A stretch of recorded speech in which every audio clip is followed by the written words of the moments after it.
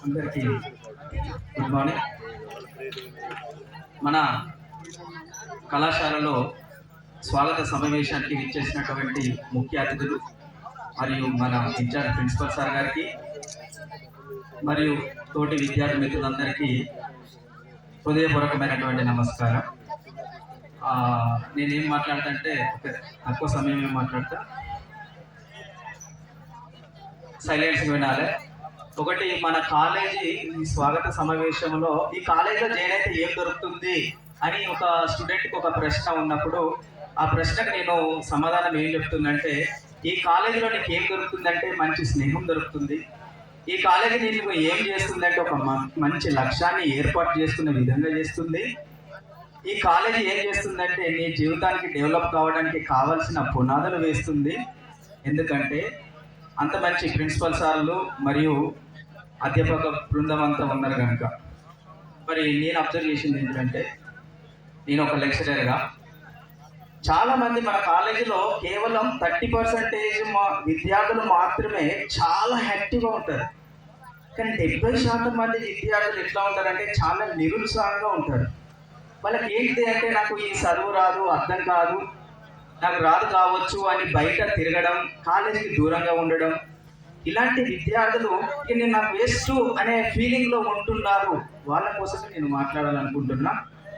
అయితే మనకు శ్రీ చెప్పినట్టుగా ఒక విద్యార్థి ఎలా ఉండాలి అంటే, ఎలా తయారు కావాలి అంటే, శ్రీ చెప్పినట్టు కుదిరితే పరిగెత్తు, లేకుంటే నడువు, అది కూడా చేత కాకపోతే పాకుతూ పో, కానీ అలా కదలకుండా ఒకే దగ్గర ఉండిపోకు. చదువు అర్థం కావడం లేదని, పాఠాలు అర్థం కావడం లేదని, జ్ఞాపశక్తి ఉండడం లేదని, స్నేహితులు దూరంగా వెళ్ళిపోయారని, నమ్మిన వారు మోసం చేశారని అలా నీకు నువ్వు అలా ఉండిపోతే ఎలా? దేహానికి తప్ప దాహానికి పనికి రాని ఆ సముద్ర కెరటాలే ఎగిసి ఎగిసి పడుతుంటే నీవు తలుచుకుంటే నీ తలరాత ఇంతే అన్న వాళ్ళు కూడా నీ ముందు తలదించుకుని అలా చేయగల సత్తా నీది. అలాంటప్పుడు ఇప్పుడు వచ్చే కష్టానికి బాధలకు భయపడితే ఎలా? సృష్టిలో చలనం ఉన్నది, ఏది ఏది ఆగిపోకూడదు. పారే నది, ఈచే గాలి, ఊగే చెట్టు, ఉదయించే సూర్యుడు, నీలో ఏదో సాధించాలని కసిగా ప్రవహిస్తున్న ఆ నెత్తుడితో సహా ఏది ఏది ఆగిపోకూడదు. లే, పట్టుదలతో శ్రమించు, ఒక్కసారి ఆలోచించు చదువు గురించి. నిన్ను కదలనివ్వకుండా బానిస సంఖ్యలను చేసిన మానసిక బానిస సంఖ్యలను తెంచుకో. పడ్డ చోట నుండే పరుగు మొదలుపెట్టు. నీవు పడుకున్న పడక నిన్ను చీదరించక ముందుకే నీ బద్ధకాన్ని వదిలేసాయి. నీ అర్థం నిన్ను ప్రశ్నించక ముందుకే సమాధానాన్ని వెతుకో.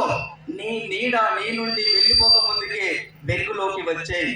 మళ్ళీ చెప్తున్నా, కన్నీరు కారిస్తే కాదు, చెమట చుక్కలు రాలిస్తేనే చరిత్ర రాయగలవని గుర్తుపెట్టుకో. పెదవి జారిస్తే పదాలు, ఆచరిస్తే అస్త్రాలు. అందుకే విద్యార్థులారా, మనం పుడతాం పోతాం, కానీ ప్రతి ఒక్కరు పుడతారు, వెళ్తారు, చనిపోతారు. కానీ బతికిన రోజులు మనం పోయిన చరిత్రలో మిగిలిపోవాలంటే, ఒక చరిత్ర సృష్టించాలంటే ఒక విద్యార్థి ఏముండాలంటే ఒక లక్ష్యం ఉండాలి, ఒక ఆశయం ఉండాలి.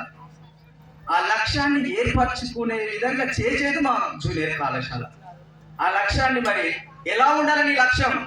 ఇక్కడ బైపీసీలో, ఎంపీసీలో, సిఈసీలో, హెచ్ఈసీలో అడ్మిషన్ పొందిన ఏదో ఎగ్జామ్ రాసినా పాస్ అయిన పోయినవని కాదు. నేను ఒక డాక్టర్ కావాలి, ఒక లాయర్ కావాలి, ఒక ఇంజనీర్ కావాలి, ఈ స్టేట్ ఫస్ట్ రావాలి, ఈ కాలేజీలో మంచి ర్యాంక్ తీసుకురావాలని ఒక దృఢమైన లక్ష్యంతో, ఒక ఆశయంతో ఉండాలి. నీ లక్ష్యాన్ని సాధించాలంటే నీకు మంచి స్నేహితుడు అవసరం.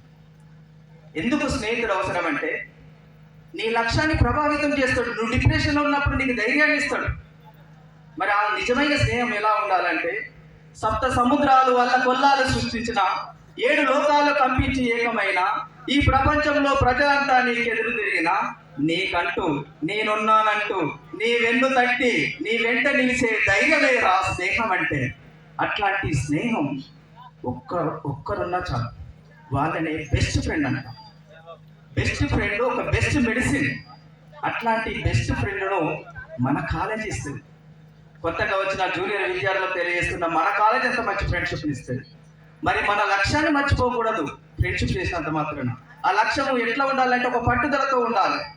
ఎట్లా ఉండాలి ఆ పట్టుదల అంటే లక్ష్యాన్ని సాధించే వరకు, ఆశయాన్ని తాకే వరకు, గమ్యాన్ని చేరే వరకు అడ్డంకులు ఎదురైనా, ఆపదలే నిన్ను ముంచెత్తినా అలిసిపోకు, ఆగిపోకు, అధైర్యంగా నిలిచిపోకు, వెనుదిరిగి చూడకు, వెనుకడుగు వేయకు, ప్రశ్న ముందు ప్రశ్నించే వారి ముందు ప్రశ్నగా మిగిలిపోకు, సమాధానంగా ఉంటూ సమాధానాన్ని చాటి చెప్పు. గెలుపు నీది, ఓటమి నీది, నీ సలాక్ష్యమే నీ విజయం, నీ నిర్లక్ష్యమే నీ అపజయం. అందుకే విద్యార్థుల కష్టపడి శ్రమించి మన లక్ష్యాన్ని సాధించాలని కోరుకుంటున్నా. మరి ఈ లక్ష్యాన్ని సాధించాలంటే నేను 70% విద్యార్థులు నేను వేస్ట్ అనుకున్న విద్యార్థులకు ముందుగా చెప్తున్నా, ప్రతి వ్యక్తిలో ఒక టాలెంట్ ఉంటుంది, దాన్ని బయటికి దిగి. నీకు నువ్వు వేస్ట్ కాదు. ప్రతి వ్యక్తికి 1350 గ్రాముల మెదడే ఉంటుంది. మరి 30% మంది విద్యార్థులు ఏమో యాక్టివ్ ఉంటారు, మిగతా వాళ్ళు ఎందుకు ఉండరు? ఒక్కసారి ప్రశ్నించుకోండి. ఇంకొక విషయం సందర్భంగా ఎందుకు తెలుస్తుందంటే, స్వామి వివేకానంద ఒక మాట అంటాడు, నీలో అంతర్లీనంగా దాగి ఉన్న పుస్తకాన్ని ఓపెన్ చేయనంత వరకు నువ్వు ఎన్ని పుస్తకాలు చదివినా వేస్టే అంటాడు. అంటే నీలో అంతర్లీనంగా దాగి ఉన్నటువంటి ఏదో ఒక టాలెంట్ ఉంది, దాన్ని వెతికి తీనంత కాలం నువ్వు ఎన్ని చేసినా వేస్టే. అందుకోసమే విద్యార్థులు ఏంటంటే మీ టాలెంట్ని మీరు నమ్ముకోండి, మిమ్మల్ని మీరు నమ్ముకోండి. ఎందుకంటే మనం ప్రతి ఒక్కరికి ఎదురయ్యే ప్రాబ్లం ఏంటంటే పేదరికం. నా దృష్టిలో ఎవడు పేదవాడు అంటే లక్ష్యం లేనివాడు పేదవాడు, ఆశయం లేనివాడు పేదవాడు. ఎవడు పేదవాడు అంటే లక్ష్యం కోసం పరితపించని వాడు పేదవాడుగా తయారవుతాడు. కానీ అందుకే అంబేద్కర్ కూడా ఒక మాట అన్నాడు, ఏమన్నాడంటే పేదరికంలో పుట్టడం తప్పు కాదు, పేదరికంలో మరణించడం తప్పు అని డాక్టర్ బిఆర్ అంబేద్కర్ చెప్పింది. నువ్వు పుట్టినవు, పోయే లోపు ఏదో చరిత్ర సృష్టించాలి, అందులో నీ పేదరికాన్ని తొలగించడం టార్గెట్ కావాలంటే నీ లక్ష్యాన్ని సాధించాలి. మరి ఈ లక్ష్యాన్ని సాధించాలంటే ఇంకేం కావాలి? లక్ష్యాన్ని సాధించాలంటే ఇంకా కావాల్సిన ఏంటంటే మనకు స్పోర్ట్స్ ఆడమంటాం, మాట్లాడమంటాం, పాటలు పాడమంటాం, మాట్లాడమంటాం. ఎందుకంటే నీలో ఉన్న స్కిల్ బయటికి తీసినప్పుడు ఒక మానసికమైన ఉత్సాహం వస్తుంది. ఆ ఉత్సాహం నీ చదువు అభివృద్ధి కావడానికి, నీ లక్ష్యాన్ని అభివృద్ధి చేసుకోవడానికి, సాధించడానికి ఉపయోగపడుతుంది. అందుకే ఆటలు ఆడమంటాం, పాటలు పాడమంటాం. అందుకే విద్యార్థులారా, నేను వేణు సార్ గారికి, మన ఇన్ఛార్జ్ ప్రిన్సిపల్ సార్ గారికి స్పోర్ట్స్ ప్రత్యేకంగా కృతజ్ఞత తెలియజేస్తున్నా. సారు నేను అంటే గొప్పగా అంటే నేను నన్ను ఉద్దేశించి రాసింది, నీళ్ళు లేని కాడ నీళ్ళు గుట్టిస్తాడు, పని లేని కాడ పని గుట్టిస్తాడు, పోస్ట్ లేని కాడ పీడి పోస్ట్ గుట్టించిండు, ఆ పోస్ట్ నాకు ఇచ్చిండు. ఈ పోస్ట్ ఇచ్చి అంటే ఇవ్వడంతో దాన్ని ఉత్తగానే ఇట్లా నాకేం వస్తు లేదు. సార్ మార్నింగ్ వస్తే మొదలుకుంటాడు, ఒక్కసారి కాలిగించాడు, సార్ కూడా కాలిగిండు. గ్రౌండ్ సాఫ్ కావాలి, క్లాసులు జరగాలి. గ్రౌండ్ ఇది ఇంకా కొంచెం మన నెల రోజుల కింద ఒక రకంగా ఉండే, ఇప్పుడు ఒక రకంగా ఉంది. ఇందులో మీరు ఇచ్చిన ప్రోత్సాహంతో, సార్ గారు కూడా చెప్తున్నా, మీరు ఇచ్చిన ప్రోత్సాహంతో ఎన్నడూ లేని విధంగా మన కాలేజీ విద్యార్థులు మండల స్థాయిలో ఆడితే కబడ్డీలో 2 సెలెక్ట్ అయ్యారు. అదేవిధంగా ఖోఖోలో 3 వెళ్తే 2 విద్యార్థులు సెలెక్ట్ అయ్యారు ఖోఖోలో. ఇదే కాకుండా నెల రోజుల్లోనే క్రికెట్లో, మన క్రికెట్ చాలా మంది ఒక్కో టాలెంట్ ఉండదు, అందుకని బయటికి తీయాలనేది అని చెప్తున్నాను. ఎంపీసీ అబ్బాయి తక్షిల్ అనే వ్యక్తి మొన్న ఉమ్మడి కరీంనగర్ జిల్లాలో సెలక్షన్ జరిగితే రాష్ట్ర స్థాయికి సెలెక్ట్ అయ్యాడు మన కొడిమేల విద్యార్థి. మరి ఇంకొక ప్రత్యేకత ఏంటంటే ఆ టీంకు కెప్టెన్ మన తక్షిల్, మన విద్యార్థి. ఇది మనం సాధించిన విజయాలు. మరి నెల రోజుల్లోనే ఇంత మార్పు జరిగింది. ఇంకా మార్పు జరగాలని కోరుకుంటున్నా. ఎందుకంటే విద్యార్థులు వాడు వేస్ట్ అయితే అసలే కాదు. ప్రతి వ్యక్తిలో, ప్రతి అగ్గిపెట్టెలో ఒక మందు ఉంటుంది, దాన్ని వెలిగిస్తే వెలుగుతుంది. మీరు అగ్గిపెట్టెలో ఉన్నటువంటి పుల్లల లాంటి వాళ్ళు, వెలిగించే వాళ్ళే మా లెక్చరర్స్. మేము ఆల్వేస్ రెడీ టు అగ్గిపుల్ల గిగ్గడానికి సిద్ధంగా ఉన్నాం, కష్టపడుతున్నాం. కానీ మీరు తప్పిస్తే వేస్ట్. ఆ 70% మంది విద్యార్థులు రెగ్యులర్గా కాలేజ్ కావాలి. ఇంకో విజయం ఏంటంటే సార్, మనం స్పోర్ట్స్ స్టార్ట్ చేసినాక ఫుల్ స్ట్రెంత్ పెరుగుతుంది, క్లాస్ రూమ్లు నిండిపోతున్నాయి.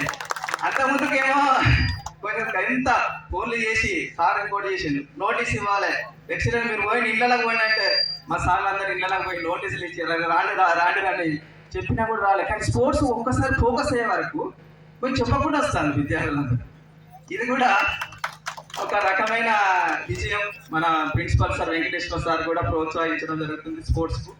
ఈ విధంగా మరి విద్యార్థులందరూ మీరు కూడా ఒక్కసారి ఆలోచించండి, ఇదంతా చేసేది ఎవరి కోసం అంటే మీకోసం.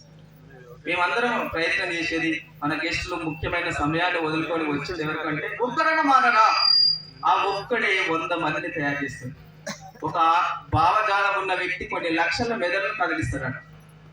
అట్లాంటి భావజాలాన్ని, మంచి భావజాలాన్ని పెంపొందించుకోవాలని సమయం కూడా ఎక్కువ తీసుకోకూడదు కనుక విద్యార్థులందరూ ఎవరన్నా ఒకరన్నా మారాలని ఆశపడుతూ ఆశిస్తూ నాకు ఇచ్చిన అవకాశాన్ని సద్వినియోగం చేసుకుంటూ నేను ముగిస్తున్నాను. Thank you. Thank you sir. ఇవాళ కాదు భాస్కర్ సార్ ఎప్పుడు స్టూడెంట్స్